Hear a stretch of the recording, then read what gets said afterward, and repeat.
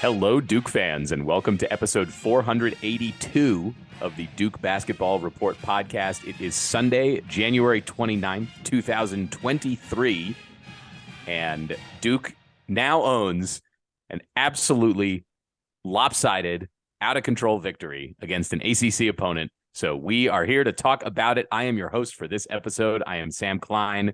I am coming to you from my old home city, Denver. I'm out in Colorado this week. I'm joined, as always, by Jason Evans and Donald Wine. They both appear to be at home. Jason, I know, was at the game, so I'm going to start the hellos with Donald. Donald, how are you doing this morning? I'm a little tired. I took a red eye last night. As you guys know, I was in LA for the week for the U.S. men's national team games and took the red eye last night. My eyes don't appear to be red, but my body is tired. My body is still on Pacific time, but I loved getting back. So because we have to talk about this game. It was a really, really, really fun game to watch. Absolutely. And Jason Evans was in the building yesterday for this one. Jason, I know you're going to tell us a lot about what it was like in there, and we have some post-game audio, but just very quickly this morning, how are you feeling after your trip to Georgia Tech? Maybe actually, if you want to start with any DBR podcast fan encounters you may have had yesterday. Yeah, I had a few, and we love this stuff, and it's a lot of fun. I'll be honest, I was disappointed that more folks didn't come by the varsity to say hi. There was all these people who emailed and said, "Oh, I want to say hi, and I was like, "Hey, I'll be at the varsity." But Craig Houseworth did show up along with his brother-in-law, who's a little bit more of a Carolina fan than a Duke fan. But the two of them, we had a really great time. They're both actually a little older than I am, and so we were talking about like 1970s and early 1980s Duke kind of stuff and ACC memories. It was great. I mean, I had a really, really nice time with them. And then there were other Duke fans that I ran into at the game. It's always fun. This community of Duke fans is really, we're tight. We all share a great love of something. And the Duke fans really showed out for the Georgia Tech game. They said officially that the stadium was like 85% full. I don't think that was, I think that may have been, tickets that were sold that some of them weren't used. It looked to me like it was more like 2/3 or so full, which is not a good look for Josh Pastner and the Georgia Tech program. And of the, 2/3 to 3/4 of the stadium that was full, probably a third of that was Duke fans. There was a lot of blue in that stadium. And I'm sure you guys could tell when Duke would do something good, there'd be a lot of cheering. And it was a lot louder, it seemed like, for the Duke fans, but also there weren't many opportunities for Georgia Tech fans to cheer in this one. No, so they were not. The final score lends itself really nicely to headlines, I think, today. The final score in this one, Duke 86, Georgia Tech 43. So I collected the listener headlines, but Jason, I'll let you take yours first. Give me your headline from this game. Yeah, I took the easy way out. My headline is Double Domination. Duke stings Yellow Jackets. I dig it. Donald, what'd you have? I have Duke gives Georgia Tech an historic buzz cut. Ooh, I like buzz that. cut. I like that. I like that. Yeah, we in the historic category, I saw in Jim Sumner's newsletter write up last night that the 43-point margin of victory is the second biggest Duke margin of victory in an ACC road game. They had one in 1999. They beat Virginia 100-54, which is just also an astounding number. It's also very funny to think about scoring 100 points against Virginia. Just like that doesn't really happen anymore. I had one that was almost exactly the same as a listener headline, and then he improved it for me. So I'm going to take Jason Wilkinson's submission, which is unbelievable. Duke doubles up Jackets by 43. I had something that was a little bit less funny. I didn't have the unbelievable. That's why that's a great headline. I also was thinking about going with Christian Reeves and Jaden Schutt star in ACC debut for Duke, but I didn't go with that one. Wait, okay, guys, actually, I've got a nice Christian Reeves story from this game, believe it or not. And this is there are a few things I'm going to tell you over the course of our conversation that are observations you could only have if you were at the game, because they weren't on TV. I know that these were not on TV. So there was a really funny moment It was, I'm trying to remember exactly when it was. God, it was early in the first half, and I don't remember the exact minute, but Kyle Filipowski. Kyle Filipowski was shooting free throws at the opposite end of the court. The score was 6-2, and Tech, on their previous time down the floor, the way the ball had gone through the net had gotten a little bit tangled, and so as Flip is getting ready to shoot his free throws, Christian Reeves comes out on the floor to fix the net. I mean, it's a dead ball, but the net needed to be fixed. And so he comes out. By the way, he did flat-footed. He just reaches up and fixes it flat-footed because Christian Reeves is that big. And he goes back, and as he goes back to the bench, Stanley Borden stands up and gives him like a huge high five. And he's like, it was like Christian Reeves had just, dunked on someone's head and it been a big play. And Stanley Borden and here just like, and so I was on press row. I was sitting next to Steve Wiseman, the brilliant Duke beat reporter for the News and Observer, just a great guy. And Steve and I were chatting throughout the whole game, and we both just started howling with laughter. It was just really funny the whole way this came out. And Steve and I said to each other, we're like, who had Christian Reeves on the floor before the first TV timeout? That's a big shocker in this game. The hysterical thing is Christian Reeves ended up playing his second most minutes in a game this season, but it was foreshadowed by him appearing on the floor in the first 3 minutes. I love this one. All right. So let's talk, now that we've done the headlines, let's go through the good. And I imagine, gentlemen, today that the good will outstrip the bad in our minutes taken on this show. So Jason, give me your good first. And if you want to make it sort of a general thing about Duke's play in this building, or if you wanted to highlight any of the players who had outstanding performances yesterday, take it in any direction that you'd like. So my good is the offense, the defense, the bench, and the starters. Special teams. Don't forget special teams. It seems comprehensive. Yeah, right. There's almost nothing bad you could say about this game. In terms of good, I'll start with this. I'll start with the big men. Derek Lively. One of the things I noted right off the bat as they were, coming out on the floor for the opening tap, I was like, whoa, Derek Lively's back in the starting lineup. And Ryan Young had been there for a little while. They've traded it on and off, but to me, it means something that Lively was back in the starting lineup for this game. And by the way, later on, we will get to, I asked Jon Scheyer in the post-game press conference about the fact that Derek Lively was starting, and we can get to that a little bit later on this podcast, probably after the break or something like that. But the fact that Lively was starting was significant, and I thought Derek Lively immediately showed why. He was getting offensive rebounds in a way that he really hasn't this season. This was his best rebounding game of the year, I thought, by a long stretch. He had 10 rebounds. He was showing more strength than he has. There were a couple times he put his hands on the ball at the same time someone else put their hands on the ball, and he ended up wrestling it away. That's not something we've seen from Derek Lively very much this year at all. And most of the offensive rebounds that he got, a lot of them turned into buckets for Duke very quickly. I thought both he and Kyle Filipowski were absolutely intimidating on the inside. Georgia Tech looked afraid to go in the lane. Most of what Georgia Tech was trying to do was on the perimeter, because the few times they would venture into the middle, it was big trouble for them. And the fact that Lively and Filipowski were able to do that while not fouling is a big deal for Duke. Just really quick stats, and I'll let you guys talk more about the big men. Duke won points in the paint 44-12. I'm going to repeat that. 44-12 on points in the paint. That's a ridiculous number. The rebounding margin, Duke wins at 43-22. There were moments in the second half where literally every possession was a basket by Duke, and then Georgia Tech would come down and miss a shot, and Duke would immediately get the rebound. And I turned to Wiseman several times, and I'd like, we're getting every rebound. We're getting every rebound. I must have said that like 9 times to him. And then the last one, related to all these offensive rebound, Duke wins second chance points 14-6. I'm a little surprised it wasn't a bigger number than that.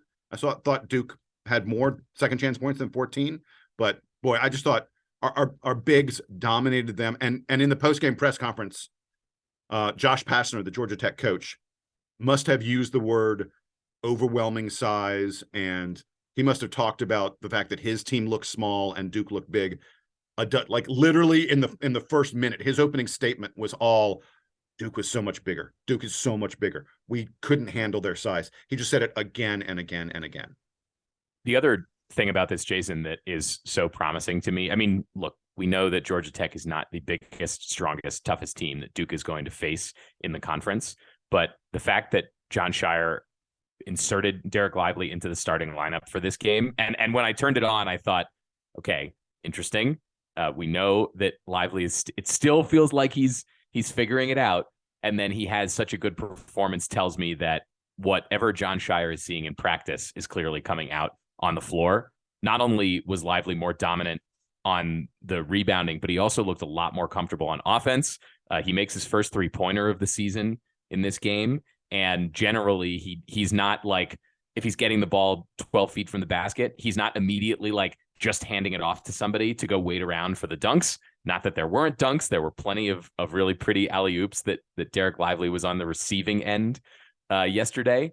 But he seems a lot more comfortable on the floor. And to your point about his defense, it's his shot blocking anticipation has gotten a lot better. And it seems like he's taken cues from somebody about how to be a more effective rebounder, like you said, putting his hands in the right places and also being stronger with the basketball. So I think that development is great for Duke, and hopefully it means that Lively is getting a lot more comfortable. 24 minutes he plays yesterday, which I don't know if that was his season high, but if it wasn't, it was very close to it. So I love to see that development, and Duke just didn't need the typical Ryan Young game, although Young does still manage to score 10 points in this one while only playing 10 minutes, which is pretty remarkable. You know, you pointed out the 24 minutes. He played the first 7 minutes of the game, and I remarked on press row, I said he just played the first. That 7 minutes might be his longest consecutive stretch in any game this season. And then the other thing, you mentioned the 3-pointer. So in the second half, there was a moment where Duke got a lob to Lively and he had a vicious dunk. And then the very next possession, Lively took a 3-pointer. And Steve Wiseman says to me, he goes, little heat check here from Lively after the dunk. And I'm like, you don't go from a dunk to a heat check 3. That's just not the way it's supposed to work. But that was Derek Lively's he made game. one. He made one in this game. Right, early. But I'm saying the second one, the one he missed was right after. Yeah, the one he missed, we're laughing. We're like, that's a heat check like that. But then he followed up the next play with another alley-oop. So it was like 3 plays in a row where he was trying to insert himself into the game, and I thought that was great. I want to talk a little bit about the defense, because if you think about our offensive output, right, we scored 43 points in each half. If we had taken the first half or the second half and just done that for the whole game, we would be going to overtime, because that's how few points Georgia Tech scored. They scored 43. And I think the thing I liked about our defense was that we weren't really going for a lot of steals. We were going to alter shots, and it showed in the offensive front. When in the backcourt, we have 6 blocks, 3 of them by Derek Lively. Guys were outstretched everywhere. Even on 3-pointers, like Derek Lively's out challenging 3-pointers. Because he wanted to alter them, and he knew that we had the size underneath to get the rebound and go the other way. And we were effective on offense because of the fact that our defense was spurring a lot of that energy, and especially on the road. Jason, you mentioned you could tell that there were a lot of Duke fans in the building. It kind of felt like a mini Cameron, like not all the way Cameron, but at least enough where guys were hearing that energy and feeling it, and knowing that the defense is going to kind of spur that on. And so watching the game and seeing how our defense affected our offensive output was great, but also just the fact that, I mean, Georgia Tech scored 18 points in the second half. It was over by like that's, under 8 mark, or I'm sorry, the under 12 mark, where we had gone on a 32-5 run. It's like, at that point, it's demoralizing. And the fact is we kept shooting, we kept making baskets, and we kept feeding each other through the defense. So I really like that. The other thing that I noticed on defense is that Duke wasn't switching as much. We talked recently about how Duke seems to be struggling a little bit with picking up on all the defensive cues that they're supposed to get in these games. So I thought it was interesting that Duke was running through screens more on defense than they were like switching them all. I do wonder if that's, again, a result of Georgia Tech not being a high-flying offense, and so Duke feeling like they can kind of recover, and that Tech is not going to set the kinds of screens that Duke is going to see from its best opponents this season. But it was effective, like you said, Donald, and Georgia Tech, like they were saying on the broadcast, Georgia Tech runs this sort of Princeton style offense where they're going for those backdoor cuts. They're not relying on as much like dribble drive. And Duke was able to stay in front of those balls a lot, which prevented Georgia Tech from getting easy baskets. I'm so glad you mentioned that, Sam.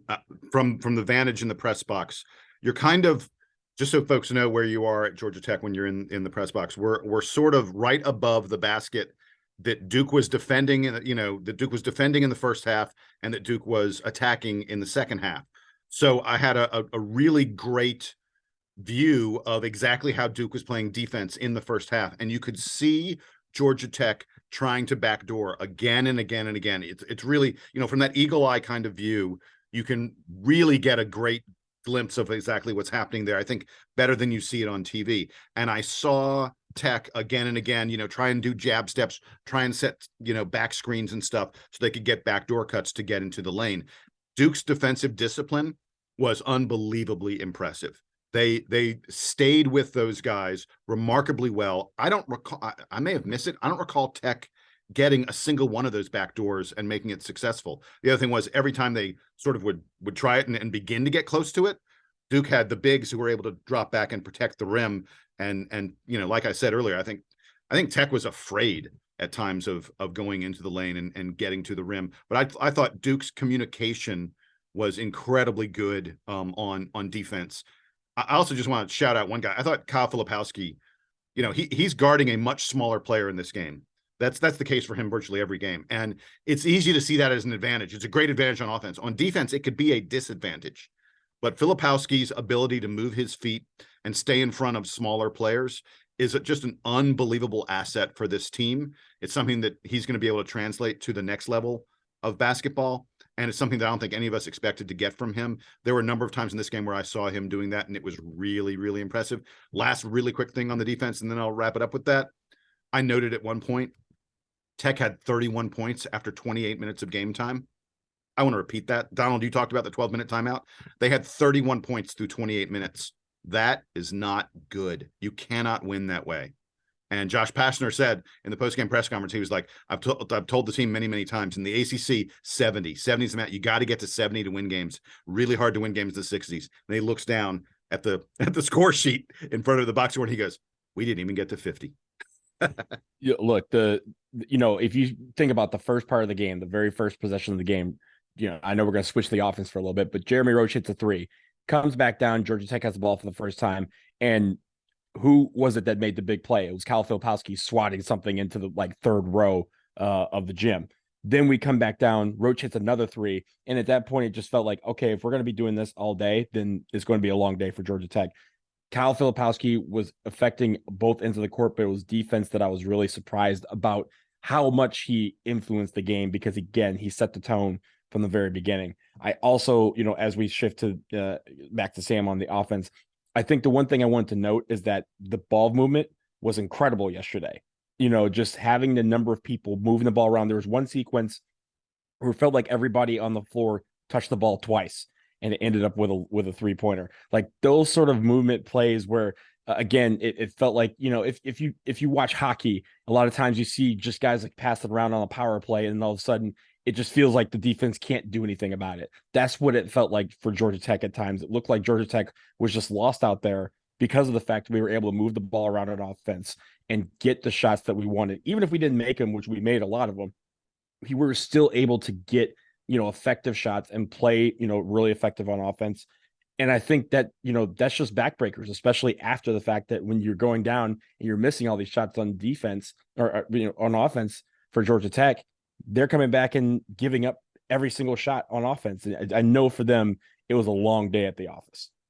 Donald, Jon Scheyer in the postgame talked about the ball movement and these zingy quick passes, tic-tac-toe, they kind of call them, where you bip, bip, bip, really fast passes. And he said the Dukes played this way in spurts, but this is the first time that they've done that for the full 40 minutes. And, it was fun to watch that and watch how successful that was. It was like Duke would go, with those passes, they'd go from, we have no shot, we have a bad shot, we have a good shot, we have a great shot. that each one of those passes elevated our percentages of having a basket each time. And we didn't stop passing the ball until we got to the great shot. And that's how, this Duke team ended up hitting like 55% from the field, which is a big, big number for them. I haven't looked. I should have done the research to tell. That might be Duke's best all year. Certainly against a Power 5 opponent. That's probably the best that we've been all season. And part of that ball movement is assists. We ended up with 24 assists on 34 baskets. That's a 70% assist percentage. Just so folks can compare that, the national average is 51%. So Duke was well above average in terms of their assist number, and it could have been even higher. The final few buckets that Duke made were Jaden Schutt and Jalen Blake's driving. That was just sort of the nature of the end of the game, a kind of frenetic, a little more open game, and it doesn't lend itself to passing quite as much. But I mean, with the regulars in there throughout most of the game, Duke's assist percentage was like 80+%. It was really impressive. And that ball movement, as you said, Jason, I think some of the best that we've seen from Duke this season. To the same point about how the defense seems to be evolving, the offense felt much evolved in this game from where Duke's been, even in its most recent games. The 3-point shoot, you talked about the shooting. I wanted to highlight specifically the 3-point shooting. Jeremy Roach has one of his best games shooting the basketball. He's 4 for 7 from 3, and he hits 2 right at the beginning to set the tone. I think that, there was like a little moment towards the end of the first half when it felt like Georgia Tech still had a chance to make a small run and then keep the game close at halftime. But like, other than that, it felt basically out of hand the whole game. And the reason that happened is that Duke made a few more 3-pointers than they usually do. Almost 40% from 3 last night for Duke. They're 9 for 23. And if you take out Jaden Schutt's misses, I don't know if you want, like, why would you do that? I don't know how much we can monkey with the numbers here, given that we sort of hope that Jaden Schutt is maybe going to play a few more minutes and make a few buckets for Duke. But if you take those out, Duke is almost 50% almost 50% from 3. So really impressive shooting night. You hope that Duke hasn't wasted too many of their makes, given that's been such a struggle this season. But maybe it's a sign of a turnaround. Admit it, it's still in a small sample. For me, I think the 3-point shooting really helped, but I thought it was the 2-point shooting where we really, were, sending backbreakers to Georgia Tech, because we hit almost 2/3 of them. And I've talked during the season, we've talked about, how poorly we've been shooting from the floor. And a lot of it has to do with we're missing bunnies. We're missing shots around the rim. But we weren't doing that yesterday. We were hitting layups. We had a few alley-oops. We had that Mark Mitchell dunk at the start of the second half that I think they're still shook up about, because they had to call a timeout and immediately just sit down and just think about what happened for the whole TV timeout, because it was that yamlicious. I think those sort of plays again help the confidence that you're going to take threes and shoot them. I mean, Derek, like we mentioned, Derek Lively has an alley-oop, comes back, attempts a 3-pointer because he has that kind of confidence. Yeah, he misses it, but the next time he comes back down, another alley-oop. And I think inside the paint, you can say what you want about the 3-point shooting, and you always want it to be effective, and you always want to shoot around 40% or above 40%. That'd be great. But shooting over 60% from 2 is where you need to be as a team. And we were, again, shooting 66% from the floor yesterday from 2-pointers. And that is always going to help you put points on the board, because that means you're getting to the basket, you're making baskets, and in the process, you're getting fouled. We hit a lot of free throws yesterday, and I think we're 9 for 15. Georgia Tech only went to the line 6 times. So again, you're winning that battle. You're winning the indoor battle. You're winning the 3-point battle. Ain't nobody stopping you if you can do that. Sam, you talked about Jeremy Roach hitting those 3-pointers in the post-game press conference. Jon Scheyer, by the way, I almost said Coach K.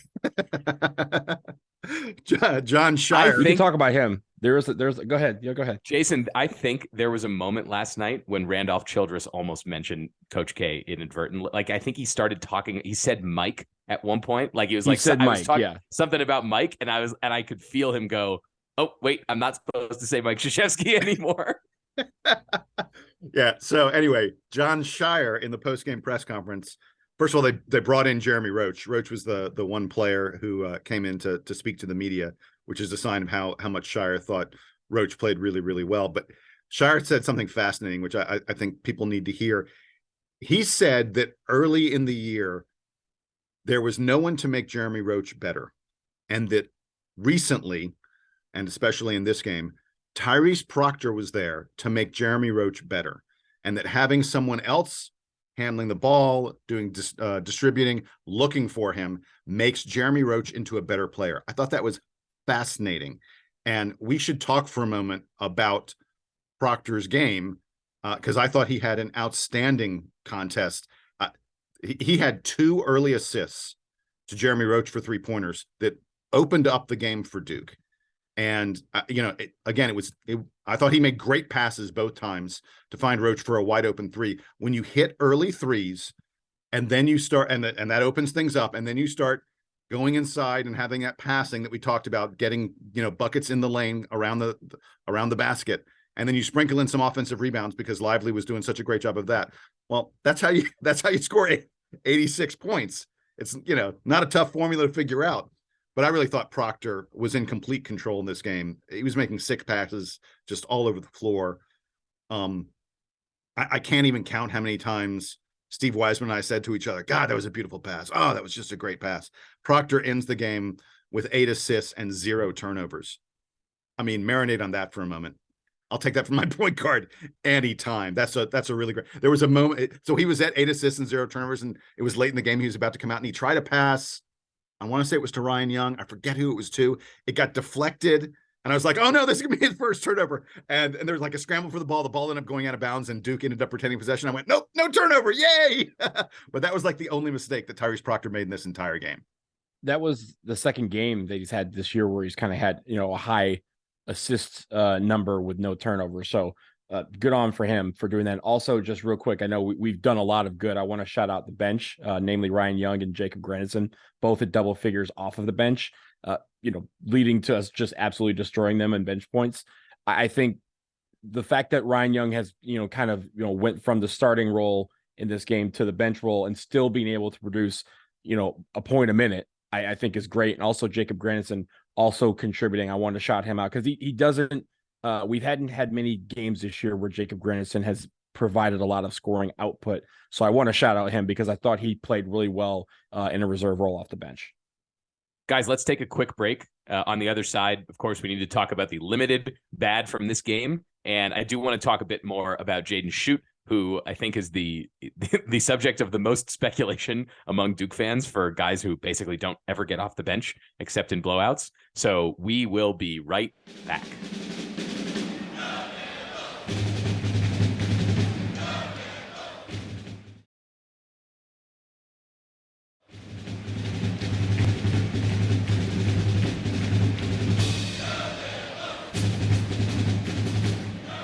We are back, and Jason, I want to talk a bit more about Jaden Schutt because he played a few more minutes in this game. Doesn't make a 3, as we talked about briefly in the prior section. He goes 0 for 3 from 3, but he does have a couple drives to the basket and was playing not just in the obvious blowout time, but he got minutes even in the first half. So what were you seeing from Jaden Schutt yesterday, and what is it a sign of, if anything, in his development? Yeah, it was very interesting. So with 11:53 left in the first half, there was a TV timeout, the under 12 TV timeout. And as I was watching Duke in the huddle, you guys were watching commercials, I was watching the Duke huddle. I saw Chris Carrawell go up to Jaden Schutt, on the periphery of the huddle, say something to him, and then, like rub his shoulders a little bit. And then I saw Emil Jefferson lean over and like give Schutt a fist bump, and like they were nodding, they were clearly doing something. And I saw Schutt starting to stretch his legs out. It was clear that they said, you're coming in the next segment, get ready. And so I was like, oh wow. And by the way, if you follow me on Twitter, I was like, Jaden Schutt's about to come in the game. I'm like, it's about to happen. In fact, it was sort of funny. Someone replied to me. They're like, wait, he's not in yet. I'm like, trust me, give me 2 minutes, he's coming in the game. And so Schutt went and sat back down on the bench after that. And after about a minute of play or so, I saw Jon Scheyer lean over on the bench, shout something down the bench. I saw Jaden Schutt take off his warm-up. So I'm like, okay, next TV timeout, this is happening. Or next timeout, this is happening. And he came in with 9:26 left in the game. I want to be clear about something because it's really easy to look at this game and go, oh, Jaden Schutt played, 12, 13 minutes in a 43-point blowout and think that they weren't meaningful minutes. When he came in for the first time, again, with 9:26 left in the game, the score was 22-16. It was a 6-point game. That's like the closest the game was the entire night. This was not a matter of Jaden Schutt coming into a game when Duke was blowing a team out and where it was obvious that we were going to get a win. We were on the road at an ACC opponent in a 6-point game. That's a very competitive contest, and they turned to Jaden Schutt. Yes, he missed his 3-pointers. And by the way, I think it's good for Jon Scheyer that Jaden Schutt missed his 3-pointers. Can you imagine if he'd come in the game and buried 2 3-pointers right away? I think that the Duke fans would have gone crazy on Scheyer, like, why weren't you playing this guy earlier? Oh my God, we've been struggling from 3. So I think it's kind of good for Scheyer that Schutt didn't come in and immediately light it up. Now, I'd love for Schutt to light it up in future games because I think he's maybe played his way into having a real chance here of contributing to the team, especially during the time where Dariq Whitehead is out. But I thought he looked very, very good. He looked like he belonged. He did not get lost on defense at all, which has been everyone's concern about him. And the 3-pointers he took were shots that were good shots, and it looks like the kind of shot he's going to make very, very often. I guess this is probably a good place to get to where I asked Jon Scheyer about Jaden Schutt in the post-game press conference. I actually asked him about both Derek Lively and Jaden Schutt because I thought those two guys and their roles on the team being, I mentioned Lively moving back into a starter's role, Schutt obviously moving into the regular rotation. I thought that was one of the big stories of this game. So let's have a listen really quick to what I asked Jon Scheyer and what he had to say about Derek Lively and Jaden Schutt. You were just mentioning Derek Lively. Can you talk about the decision to move him into the starting lineup and also talk about the decision to get Jaden Schutt into the game earlier than we've seen him mostly? Well, first with Derek, I've seen and we have seen as a staff the last 2 weeks, he's had a different level of confidence, what he's done on the court. I mean, Virginia Tech game I thought was pretty good. Miami game and this game, I mean, he really changed the game. And, it's not always going to translate with points because he's a threat. So when he's on the court, you can see the way the defense adjusts, especially in pick and roll. So for us, Ryan has been so solid. We need him to stay ready for us, and he's gonna be in there. But for Derek, we just feel like it's a time where he's on a launching pad right now, and he's got a chance to take off. And today really was the start of it. With Jaden, he's been working every day. And we have good players, and he's improved. I've been able to see that throughout the course of the year. He's kept a great attitude, even though nobody likes not playing. You shouldn't like not playing, but he stayed ready, and I thought he gave us some really good minutes today. Didn't hit a 3, but I thought each one that he took was going in, and I've seen that many times in practice. So different guys need to step up. We've had some injuries and things like that, and really proud of both those guys for just staying with it and working. All right, so obviously I love the fact that Jon Scheyer said that Derek Lively feels like he's on a launching pad right now. That's pretty exciting for Duke fans in a big, big way. I like that he talked about Jaden Schutt being a guy who has improved throughout the season. It feels to me like Schutt has earned a spot in the rotation. And I think what Scheyer was saying about Schutt's attitude about it was a real positive as well. But I just thought, returning to Jaden Schutt, which was our main point in all of this, I sort of like Scheyer said, I feel like it looked like he belonged and he contributed to the team, even though he didn't hit 3-pointers. And that's a big deal. So, Jason, I'm not trying to throw cold water on what you just said about Jaden Schutt, because I appreciate that Jaden Schutt got a lot of time yesterday. And that, again, other than the fact that he missed the 3s, I thought he looked like he was playing pretty well. I think all of this is still capped by the major question of when will Dariq Whitehead come back? And it seems like, even when we talked about his injury the other day, right before the game, that the prognosis has improved for Dariq Whitehead and that it might be that he could return sooner rather than later. I think they're going to hold him out to be precautious, but the fact that they diagnosed it as a strain is a lot better than what we were thinking of, a few days ago, or even, 4 to 8 hours ago. So I think when it comes to Jaden Schutt, the question will be, how can he continue to improve? And then also, how does he continue to carve out these minutes, when Dariq Whitehead returns to the lineup? Because I think Dariq will start probably when he returns, will start on the bench and then try to work his way back into the starting lineup. But those are minutes that are going to be up for competition. And I think Jaden just needs to keep his head down, keep shooting, and, keep playing the way he did yesterday, because I think, again, he's going to build himself up from there. I just don't want to think that we're going to see Jaden Schutt come off the bench and score and play for 20 minutes in the next couple of games. I want to see how he's going to do when Dariq Whitehead gets back to the lineup.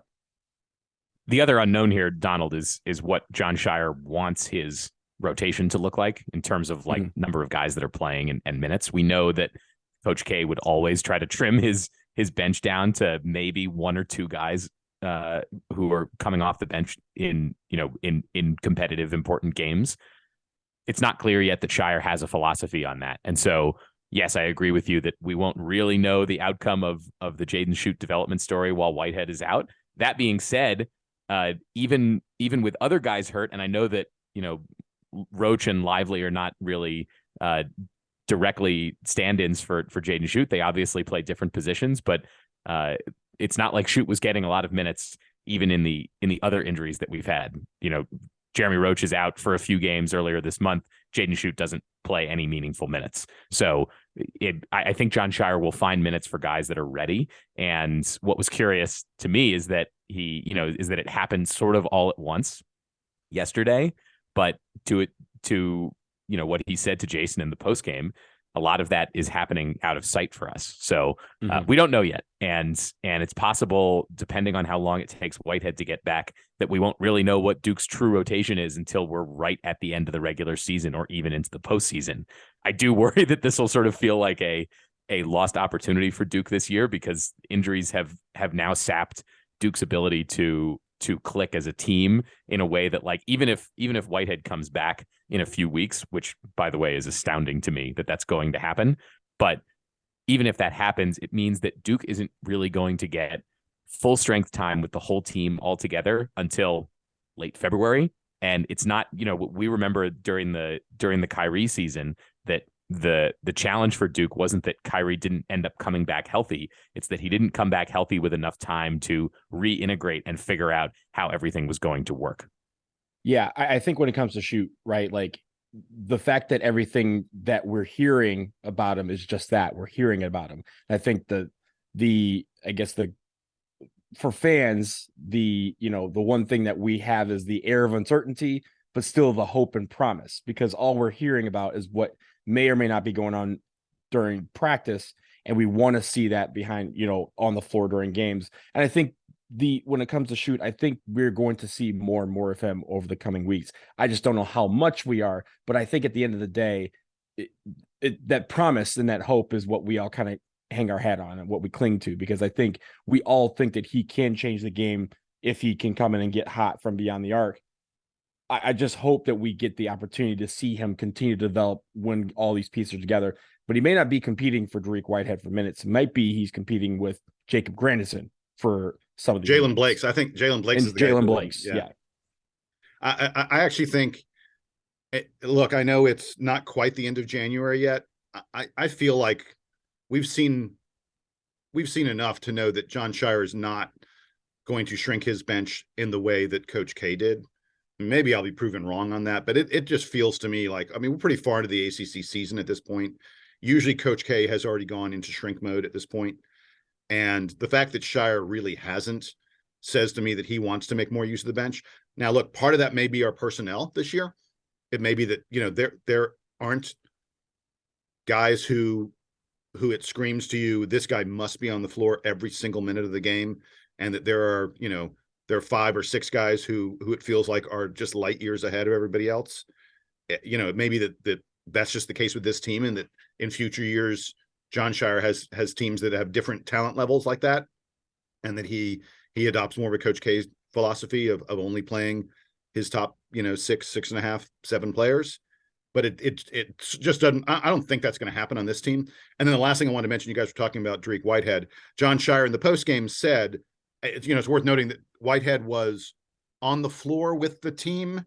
Like he wasn't like doing the layup line, but he was walking around a little bit with the guys before the game. And Scheyer said, he hasn't been able to do more than that in practice, but he's getting there. And Scheyer also noted, he was very clear. Whitehead's not going to play in games until he has played in practice. They're not going to roll him out there until he is really ready, which I think is probably the right thing to do. And they said on the broadcast that he was shooting flat-footed. Right. I don't know if that's what you saw in the pregame, but right. I would like to continue to register my astonishment that is the case, given what appeared to be the severity of the injury. That this is like the Paul Pierce getting carried out and then returning to continue playing in the finals. Maybe not quite at that level, but it feels like that, where usually Duke is like, oh, what a minor injury. It appears that guy is now out for 3 months. So what a strange turn of fortune. Guys, let's do a very quick review of the bad, to the extent that there was any. Donald, did you have notes on the bad from this game? I think I'm being very nitpicky here, because I don't think there really was any bad. I think, keep the intensity for 40 minutes. We did well on the road. I know it's been difficult for us to get road victories this year, and it's been difficult to maintain a air of intensity and urgency, a sense of urgency when we play on the road. And I think we need to continue to do that for 40 minutes and try and build up towards that. We didn't get all the way there. I think there were times where we kind of let our foot off the gas in the first half a little bit before we decided, okay, it's time to really just get up out of here with the victory. But I do think that intensity is something I want to see us continue to hold for 40 minutes, especially when we're on the road. My bad is pretty simple, and I hate to do this to this guy. I thought Mark Mitchell really struggled at times. He does not score well through contact. There were, we've mentioned this in recent games, there were just a number of times where the defense is paying a lot of attention to other guys, and Mark Mitchell is able to get into the lane, get to the rim. And first of all, he has a little bit of tunnel vision when he does that, when he's rim running. He seems like he doesn't see the defense coming to him. So he's able to dish to someone with a better chance. He tries to finish himself, and he's just not great at that yet. Duke was only 10 of 19 on layups in this game. You should do better on layups than 10 of 19. And be clear, those are contested. It's not like wide open layups, but a lot of that was Mark Mitchell attempting shots, inside of, 5 feet and being challenged and contested by Georgia Tech. The only bad I have is that Mark Mitchell could have been better. So it was Jason, a pretty good game. One of the comments that you missed on the broadcast is there was one point in the second half where Randolph Childress said, Mark Mitchell just does every little thing right. And I thought to myself, is that right? I don't know if that statement is true. I don't think so. There are lots of things to like about Mark Mitchell. I don't know that he does every little thing right, but that's okay. Sometimes the announcers just say things, which, they have to fill all that airtime. Speaking of filling airtime, I think that's it for this game. Guys, I want to wrap today, of course. Because wait. Favorite play, Sam? I'm getting to that. I guess that is part of the game. That's part of the game. Not the week. I thought you were moving on. Fine. I was going to do our play of the game and then our player of the week. So the play of the game, I suppose, is the wrap on the game. So Donald, what was your play of the game from Duke's win against Georgia Tech? Okay, there were several candidates for this.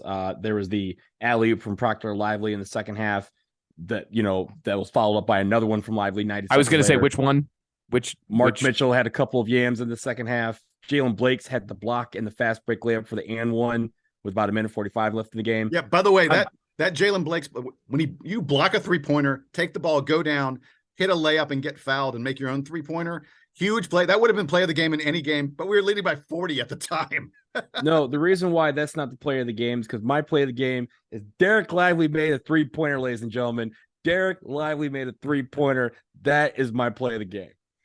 Donald, you took the words right out of my mouth, right? There are so many cool things, like for all the amazing passing that we saw in this game. And I kind of hope that Jason picks one of the plays with the amazing passing, but for all the amazing passing, the fact that Derek Lively is now hitting a three-pointer, like every team has to be seeing that on tape and being like, Shoot, Oh, I crap. hope that is. I hope that is not exactly like. I hope that's not a pattern. I hope that's not something we're about to see, because Duke becomes a lot more difficult to defend if Derek Lively is able to even hit, 30% of his 3-point shots, which he is not at yet, but he may get there. Jason, what did you have? So I'm going to disappoint you. I did not have one of those amazing passing plays, although there were plenty of them. My favorite play, this is going to seem insane. With 19 minutes and 14 seconds left in the first half, I want to repeat that. With only In the first minute of the game. Yeah, of the first half, with only 46 seconds gone in the game, Georgia Tech drives for a bucket at the rim. They kind of broke down the Duke defense a little bit, and Kyle Filipowski, as Donald said, swatted it into the third row. Now, why is that my favorite play? First of all, it's because I'm sitting on press row, and you're supposed to be, quiet, and you don't cheer on any team. I couldn't help myself. I was like, whoa, I was like, oh my God. I became somewhat demonstrative when that happened, which is not what you're supposed to do in press row. And I apologize to any press people near me who may have been like, what is that guy doing? But I could not. I think, Jason, I think you're allowed to react. I think you're just not allowed to support. Right. It's not a big deal, believe me. You can say, wow. In any event, the reason that's my play of the game is because it absolutely set the tone for Duke playing great defense, protecting the rim, and giving Georgia Tech nothing easy. I mean, yeah, we played great on offense in this game, and we spent a lot of time talking about that offense. But boy, I thought our defense and the way we controlled the paint was the story of the game. And it all began with 19 minutes and 14 seconds left in the first half when Kyle Filipowski said, you're not getting to the rim easy at all, ever in this game.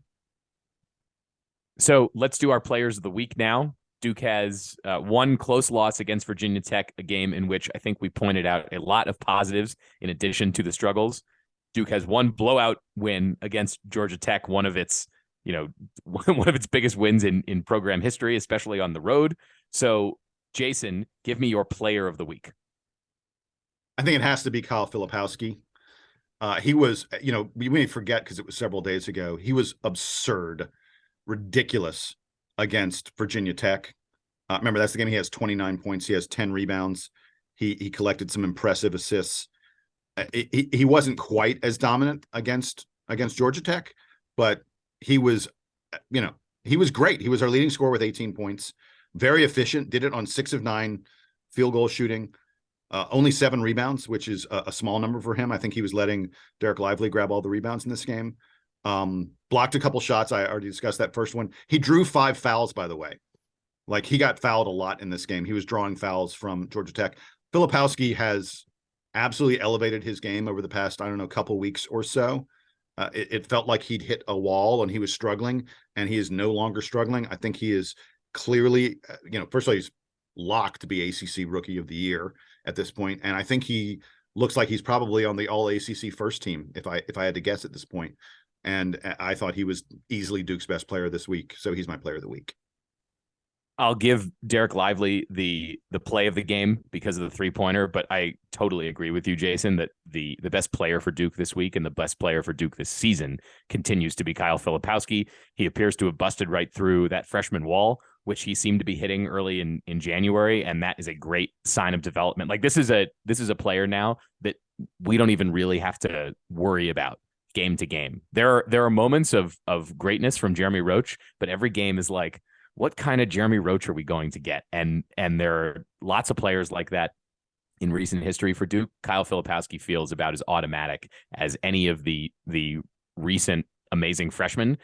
He doesn't have as many highlights as Apollo Banchero or a Zion Williamson or an RJ Barrett, but he is playing, in terms of his output, just as good as any of those guys. Donald, are you going to make it 3 for 3 for Kyle Filipowski? So, guys, I've been giving this most weeks to Kyle Filipowski for his offense. So I decided to switch it up a bit this week. I'm going to give it to Kyle Filipowski for his defense because I think I love it. I think the thing about it is, weeks ago, like 3 weeks ago, he mentioned that, hey, like at the start of ACC season, he was like, hey, I need to get more physical because the ACC is way more physical than I thought it would be. And he was talking about the offense, but he's also stepped it up physically on defense as well. Jason, you mentioned the play at the start of the game. It set the tone, but he also is physical and making sure that guys, he wants to alter shots too. He wants to block shots too. And he wants to be a presence on both ends of the floor. And you can tell he's working on that and honing in on that. And even when guys in the ACC, when teams come in, they are looking to try and stop Kyle Filipowski, and he is not letting them do it on either end of the floor. So that was more apparent this week than ever. His defense has really stepped up along with his offense. That's why he's getting my player of the week. I don't know that it's a great comparison. We were just talking about Flip and saying, oh, Paulo and Zion and RJ. I actually tell me, guys, what do you think about this one? I think Vernon Carey may be a little bit of a better comparison. In terms of their output, in terms of their role on the team, Flip maybe is a little bigger role than Vernon Carey, not much, but like their stats are fairly similar. Vernon Carey, just to remind folks, 17.8 points per game, 8.8 rebounds per game, and 1.6 blocks per game. That's not entirely different from what we've seen thus far this season from Kyle Filipowski. I just I don't want Flip to feel, I don't want people to feel like, oh my God, comparing him to player of the year candidates like Paulo and Zion and RJ. That's a big hill to climb. But I think comparing him to a guy like Vernon Carey, in terms of the role on the team, I like that. But I think the difference between Flip and those other guys you just mentioned is that those other guys entered college with the target on their back already. And Kyle has basically taken the target and put it on his own back through his play. Yeah, I mean, Jason, it's totally fair from the perspective of like Kyle Filipowski is not likely to be a first team All-American the way that those guys either were or were sort of on track to be. But in terms of how much he means to this team, I think that the Carey comparison is good. They don't have similar games in that Filipowski's more comfortable like going out and shooting, and there are a lot of sort of aspects of their post games that kind of differ. But I like the way you're going with that. So that will do it here. We will be back soon to preview Duke's return game against Wake Forest. Of course, Duke lost to Wake Forest in Winston a few weeks ago. They get the return game in Cameron this Tuesday. And then just in case you haven't been paying attention to the schedule, so Duke has that Wake Forest game. It means a lot for the Blue Devils, not just because it's another ACC game, but because Duke wants to avenge that loss. Speaking of avenging losses, Duke hosts North Carolina on Saturday in the first matchup with UNC in the Jon Scheyer era. Then they have to turn around very quickly and play at Miami, which is going to be another tough game, another one where where Duke has a win at home, but it was a tight competitive game. So that game in Coral Gables will be tough. And then at the end of that weekend, Duke goes to Virginia to play the team that has been probably the best performing ACC team through this season. So we are in a key stretch for Duke, not just in terms of, look, they need more ACC wins to remain competitive in the conference, but these are the measuring sticks that are coming up. The UNC, basically a NCAA tournament type turnaround to get to the Miami game, and then a extremely tough opponent in Virginia. That gauntlet, UNC, and then a Saturday, Monday turnaround for at Miami. That's when we saw the ACC schedule come out, we were like, okay, well that's brutal. And then to have the game at Virginia that next weekend in a span of 7 days, you're playing probably the three best teams in the ACC. I mean, no offense to Clemson and NC State and some of the other, and Pittsburgh for that matter, teams that played well. I feel like if you ask people, be honest with me, who are the three best teams outside of Duke in the ACC, North Carolina, Miami, Virginia are probably the names that are coming up for the most part. To have those back to back like that, especially with one on a Saturday, Monday road turnaround. I mean, God, that is really going to be tough. And we're going to talk a lot about it over the next, 10 to 14 days. So with that, don't forget to stay in touch with us, DBR Podcast at gmail.com. Got a lot of good headlines from this week. And so we look forward to hearing more from you. For Jason Evans and Donald Wine, I am Sam Klein. This has been episode 482 of the Duke Basketball Report podcast. Duke Band, take us home.